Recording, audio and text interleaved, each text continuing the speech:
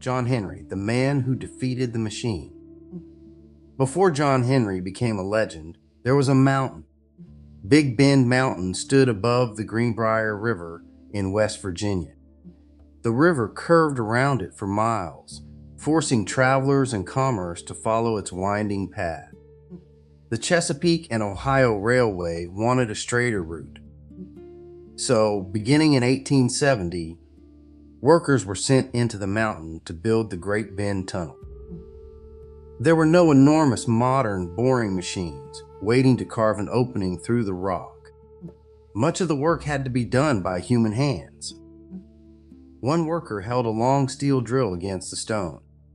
He was sometimes called the shaker. After every strike, he turned the drill slightly and shook loose the dust collecting inside the hole. Standing behind him was the steel driver. The steel driver swung a heavy hammer against the drill again and again, forcing it deeper into the mountain. Once the hole was deep enough, workers packed it with explosive powder, cleared the area, and blasted away another section of rock. Then they returned and began again. Hammer against steel, steel against stone, human flesh against a mountain. More than 800 men reportedly worked on the Great Bend Tunnel. Many of them were black laborers trying to construct new lives during the years immediately following the Civil War. The country called them free. The mountain did not care. Neither did the railroad. The work was dark, exhausting, and extraordinarily dangerous. Rocks collapsed without warning. Explosives detonated. Dust filled the workers' lungs. Men could survive the tunnel itself and still carry a slow death away with them in the form of respiratory disease. Some of those workers died inside the mountain. Others were buried near its entrance in graves that were never marked. The tunnel would eventually receive a name. The railroad company would preserve its name. The trains traveling through it would carry passengers, coal, freight, and profit. But most of the men who opened that passage through the earth disappeared from history. Most, but not all. Because somewhere among the sound of hundreds of hammers, black workers began singing about one man. His name was John Henry. The man. No one can say with complete certainty who the historical John Henry was. Several locations have claimed him. Researchers have offered different candidates. Details change between songs, communities, and generations. But folklore does not preserve people in the same way that a government record preserves them. A record asks when a man was born. A legend asks what his life meant. In the songs, John Henry is sometimes born with a hammer already in his hand. This does not mean that listeners were expected to believe that an infant literally entered the world carrying industrial equipment. It means the world had already selected his purpose. Before John Henry could choose what kind of man he wanted to become, labor was waiting for him. He would be measured by what his body could produce. The ballads describe him as an extraordinary steel driver, powerful, accurate, tireless, and proud of his ability. He could swing a hammer for hours. He could drive steel farther and faster than the men around him. But steel driving required more than raw strength. A careless swing could injure or kill the worker holding the drill. Every blow required control, timing, trust, and rhythm. John Henry was not simply strong. He was skilled. His hammer had to land precisely, repeatedly, while another man's hands remained only inches away. The work transformed physical coordination into something resembling music. The songs sung by railroad workers helped establish a shared rhythm, allowing bodies, tools, and voices to move together. John Henry emerged from that rhythm. He became larger than any one worker, because the workers placed their collective experience inside him. His hands belonged to every man who held a hammer. His aching back belonged to every man who entered the tunnel. His damaged lungs belonged to every man who breathed the dust. His strength was individual. His suffering was communal. That is how an ordinary laborer becomes a folk hero. Not because people forget the truth, but because they need one body capable of carrying a truth too large to remain anonymous. And then the machine arrived. The machine. The steam drill did not hate John Henry. It did not resent his strength. It did not question his color. It did not arrive with some personal desire to take food from his table. The machine had no intention at all. That is precisely what made it valuable. A machine does not become tired. A machine does not demand safer conditions. A machine does not have a wife waiting for it to return home. It does not cough. It does not bleed. It does not ask who will care for its children if the tunnel collapses. And when a machine breaks, its owner does not bury it. He replaces it. To the railroad company, the steam drill promised progress. It could potentially work faster than human laborers and reduce the cost of cutting through stone. To the workers, it carried a different promise: obsolescence. The machine threatened more than one job. It threatened the value the workers had been told their entire lives they possessed. Men like John Henry had not been granted wealth, ownership, or institutional power. Their strength and skill were among the few things that could not easily be taken from them. Now the company had brought something into the tunnel that might make even those qualities unnecessary. John Henry's challenge was therefore much larger than personal pride. If the steam drill could replace him, it could replace the other steel drivers as well. The machine stood for a future in which the railroad would still need the tunnel, still need the mountain opened, and still collect the profit, but would no longer need the men who had broken their bodies creating it. John Henry looked at that machine and understood the question it represented. What is a worker worth when his labor can be performed by something that is not alive? That question did not begin with John Henry. It did not end with him either. The contest. According to the legend, the railroad arranged a competition. On one side stood the steam-powered drill. On the other stood John Henry, holding his hammer. Some versions place 2 hammers in his hands. Some describe them as 10-pound hammers. The exact weight changes. The distance drilled changes. Even the location changes in certain versions. But the heart of the story remains constant. John Henry agrees to challenge the machine. He does not ask it to slow down. He does not demand that the company protect the workers whose jobs are threatened. He accepts the company's terms. The human being must prove his right to remain useful. The contest begins. The steam drill attacks the mountain with mechanical force. John Henry answers with muscle, skill, and rhythm. His hammer rises. It falls. It rises again. Every strike sends steel deeper into stone. The machine continues. John Henry continues. The tunnel fills with noise. Metal collides with metal. Dust enters the air. Workers watch as their possible future competes against the strongest expression of their present. John Henry drives the steel farther. The steam drill struggles. In some versions, the drill overheats. In others, it jams or breaks down. John Henry advances beyond it and wins the competition. The man defeats the machine. For one magnificent moment, the workers have their answer.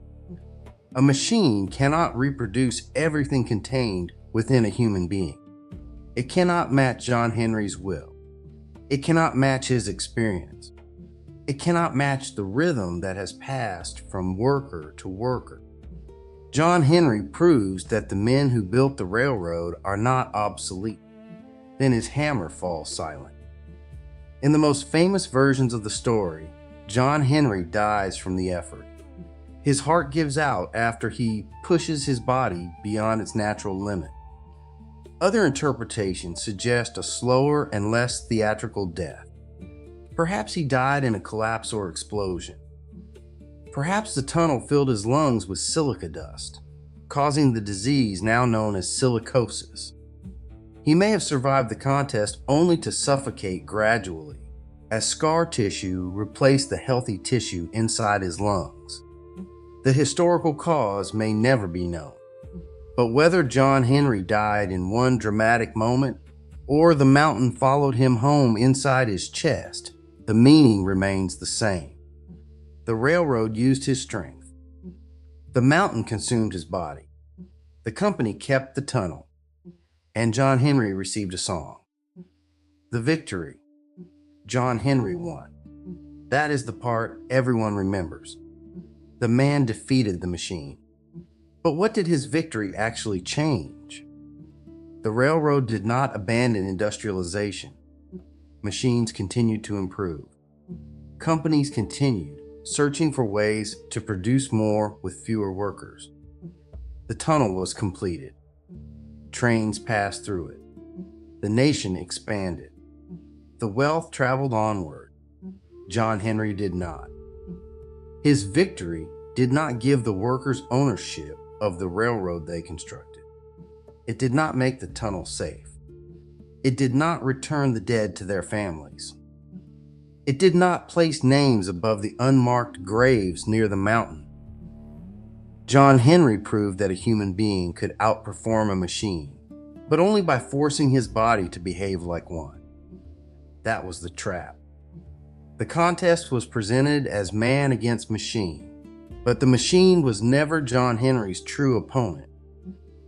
The real opponent was the system standing behind it. The railroad company determined the value of both contestants. It owned the machine, it purchased the labor, it established the competition. And regardless of which side drilled farther, the company received the hole in the mountain. If the steam drill won, the company gained a more efficient tool. If John Henry won, the company received an impossible day of labor from its strongest worker. Either way, the company won. John Henry's tragedy was not that he lacked strength. His tragedy was that strength was the only language the system permitted him to speak. He could not prove his humanity by living. He had to prove it by dying. The myth. John Henry is often grouped with American tall tale figures such as Paul Bunyan. But there is an important difference. Paul Bunyan's exaggerated strength transforms the landscape without appearing to destroy him. His power is playful, expansive, and nearly limitless. John Henry's strength has a cost. His body keeps the score. That cost makes his story especially significant within African American folklore. John Henry emerges during the first generation after slavery, when Black Americans were legally free but remained trapped inside economic systems built to extract their labor. The nation still needed Black bodies. It simply developed new arrangements for using them. The plantation gave way to mines, factories, levees, lumber camps, prisons, farms, docks, and railroad tunnels. The vocabulary changed faster than the underlying relationship. Work harder. Endure more. Prove that you belong. Prove that you deserve the job. Prove that you are stronger than the conditions designed to destroy you. And if you survive, return tomorrow and prove it again. John Henry becomes heroic because he refuses to disappear quietly. He strikes the mountain hard enough for history to hear him. But the story is also a warning against confusing endurance with liberation. There is dignity in surviving hardship. There is no dignity in a system requiring hardship as the price of recognition. A people should not have to celebrate their ability to endure what should never have been imposed upon them. John Henry's strength deserves admiration. The conditions demanding that strength deserve condemnation. That distinction matters. Otherwise, his death becomes inspirational instead of tragic. Otherwise, the lesson becomes that workers should imitate John Henry, give everything, ignore the body, defeat the competition, and die beside the work. But John Henry's story should not teach us how to become better machines. It should teach us to question any society that values human beings according to how efficiently they can be consumed. The Last Hammer. The Great Bend Tunnel was completed in 1872. For more than a century, trains passed through the opening workers had cut into the mountain. Most passengers never knew the names of the men whose hands made their journey possible. They did not hear the explosions. They did not breathe the dust. They did not see the bodies carried out. But the song survived. Black workers carried John Henry beyond the tunnel. Different singers changed the words, moved the location, altered the details, and gave the hammer a rhythm that could travel wherever laborers gathered. The historical man became difficult to locate. The truth he represented became impossible to bury. John Henry stands for the thousands of black workers whose labor built structures, industries, and fortunes that did not belong to them.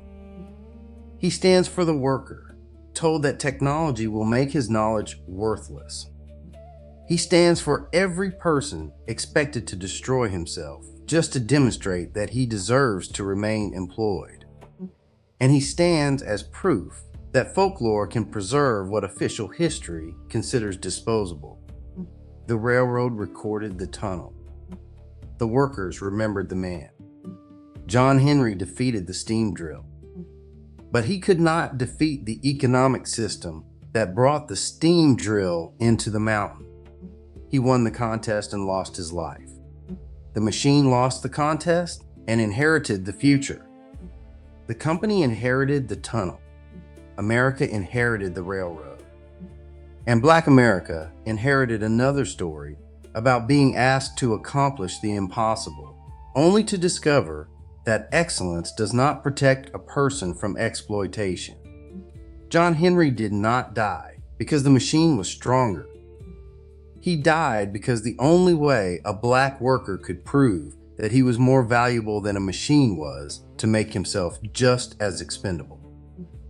The steam drill eventually stopped. The railroad eventually abandoned the old tunnel. But somewhere inside Big Bend Mountain, the final blow is still echoing. Hammer against steel, steel against stone. A human being demanding that the future remember he was there.